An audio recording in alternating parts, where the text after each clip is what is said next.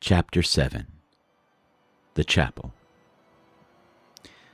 In this same New Bedford, there stands a whaleman's chapel, and few are the moody fishermen, shortly bound for the Indian Ocean or Pacific, who failed to make a Sunday visit to the spot. I am sure that I did not. Returning from my first morning stroll, I again sallied out upon the special errand. The sky had changed from clear, sunny, cold to driving sleet and mist. Wrapping myself in my shaggy jacket of the cloth called bearskin, I fought my way against the stubborn storm. Entering, I found a small scattered congregation of sailors, and sailors' wives and widows. A muffled silence reigned, only broken at times by the shrieks of the storm. Each silent worshiper seemed purposely sitting apart from the other, as if each silent grief were insular and incommunicable. The chaplain had not yet arrived, and there these silent islands of men and women sat steadfastly, eyeing several marble tablets with black borders, masoned into the wall on either side of the pulpit. 3 of them ran something like the following, but I do not pretend to quote. Sacred, to the memory of John Talbot, who at the age of 18 was lost overboard near the Isle of Desolation off Patagonia, November 1st, 1836. This tablet is erected in his memory by his sister. Sacred to the memory of Robert Long, Willis Ellery, Nathan Coleman, Walter Canny, Seth Macy, and Samuel Glegg, forming one of the boat's crews of the ship Eliza, who were towed out of sight by a whale on the offshore ground of the Pacific, December 31st, 1839. This marble is here placed by their surviving shipmates. Sacred to the memory of the late Captain Ezekiel Hardy, who in the bows of the boat was killed by a sperm whale on the coast of Japan, August 3rd, 1833. This tablet is erected to his memory by his widow. Shaking off the sleet from my ice-glazed hat and jacket, I seated myself near the door, and turning sideways was surprised to see Queequeg near me. Affected by the solemnity of the scene, there was a wondering gaze of incredulous curiosity in his countenance. This savage was the only person present who seemed to notice my entrance, because he was the only one who could not read well, and therefore was not reading those frigid inscriptions on the wall.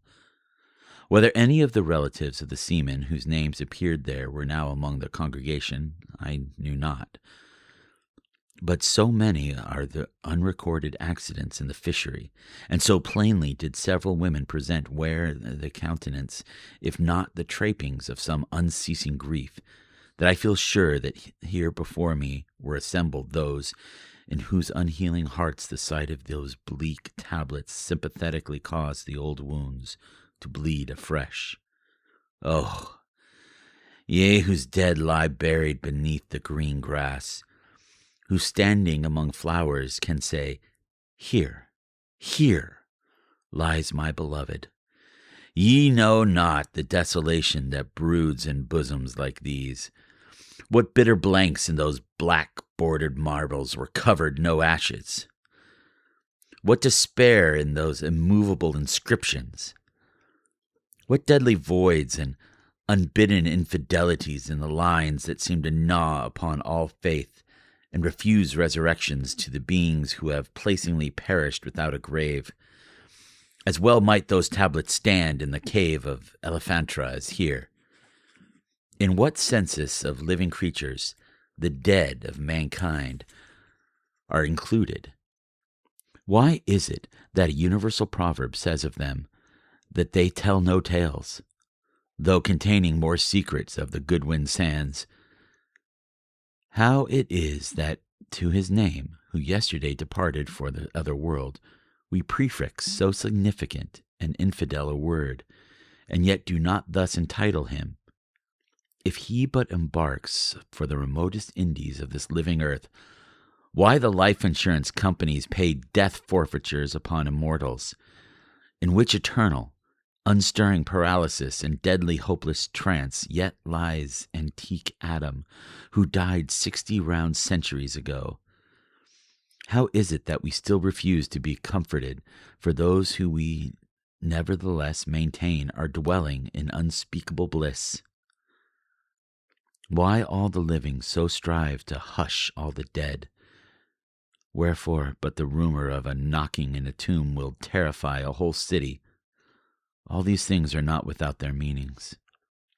But faith, like a jackal, feeds among the tombs, and even from these dead doubts she gathers her most vital hope.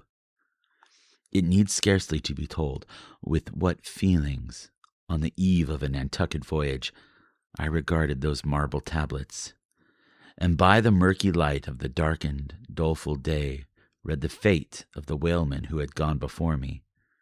Yes, Ishmael, the same fate may be thine. But somehow I grew merry again, delightful in deducements to embark, fine chance for promotion. It seems, a stove-boat will make me an immortal by brevet. Yes, there is death in this business of whaling, a speechlessly quick, chaotic bundling of a man into eternity. But what then? Methinks we have hugely mistaken this matter of life and death. Methinks that what they call my shadow here on earth is my true substance.